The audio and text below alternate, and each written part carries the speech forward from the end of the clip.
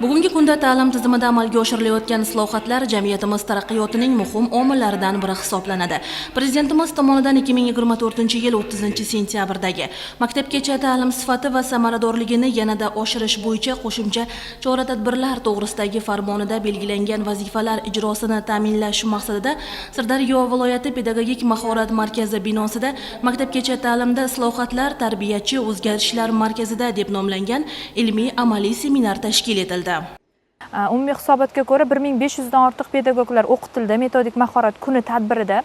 Metodik mahorat soati tadbirimizda 2188 nafardan ortiq pedagog xodimlar, umumiy bularda o'sha tarbiyachilar, jismon tarbiya yo'riqchilari, musiqa rahbarlari, bular umumiy shu pedagoglar hisoblanadi. Bu seminarimizni o'tkazishdan maqsad o'sha metodik mahorat kuni va metodik mahorat soati tadbirlarimizda olgan bilim, ko'nikma, malakalarni yanada mustahkamlash.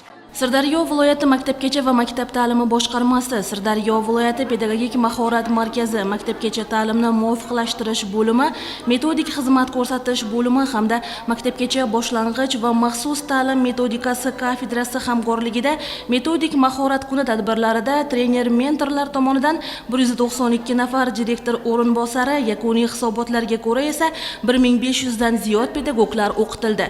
Ilmiy-amaliy seminar davomida ishtirokchilarning ijodiy fikr va bilimlarini sinovdan o'tkazish maqsadida zakovat turniri ham tashkil etildi.